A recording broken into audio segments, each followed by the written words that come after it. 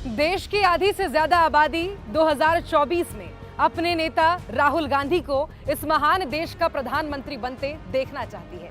ऐसा हम नहीं कह रहे हैं, बल्कि देश की जनता की यही मांग है। देश के एक प्रतिष्ठित न्यूज चैनल ने एक सर्वे किया, जिसमें पूछा गया कि मोदी के खिलाफ विपक्ष का प्रधानमंत्री चेहरा कौन होना चाहिए, तो 65% से ज्यादा लोगों ने कहा राहुल गांधी। और अब तो बीजेपी की हालत यह है कि अमित शाह खुद रैलियों में पूछते घूम रहे हैं कि प्रधानमंत्री मोदी बनेंगे या राहुल गांधी। तो जनता एक सुर में कह रही है राहुल गांधी। राहुल की इसी लोकप्रियता ने पूरी बीजेपी की नींद उड़ा दी है। ये भरोसा ऐसे ही नहीं बना।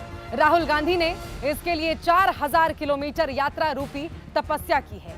सर्दी, गर्मी, बारिश, बर्फबारी के बीच अपनों के साथ वक्त बिताया है।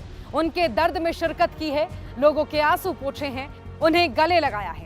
तभी तो ये आवाम अब शिद्दत से चाहती है कि गांधी का ये देश अब राहुल गांधी की अगुवाई में तरक्की के नए आयाम छुए। जब पूरा देश नोटबंदी की लाइनों में लगा था, परेशान था, दिन दोपहरी एक कर रहा था, वो पहला व्यक्ति था जिसने मुखरता के साथ नोटबंदी का विरोध किया था।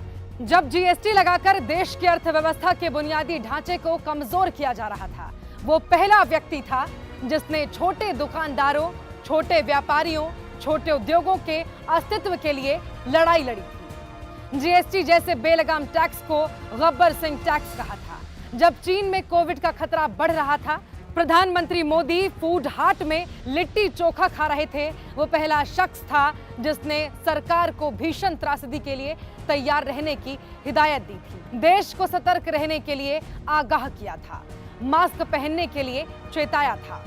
जब देश के ऊपर अनियमित लॉकडाउन थोपा गया, दिल्ली, मुंबई में रहने वाले प्रवासी मजदूर अपने घरों की ओर पैदल लौटने लगे। उनका दर्द जानने, उनकी बातें सुनने दिल्ली के फुटपाथ पर बैठे राहुल गांधी को याद कीजिए। राहुल की छवि को बदनाम करने के लिए भारतीय जनता पार्टी ने अपनी पूरी मशीनरी झोंक दी। लाखों करोड़ों रुपया पानी की तरह बहा दिया, लेकिन सब कुछ व्यर्थ हो गया।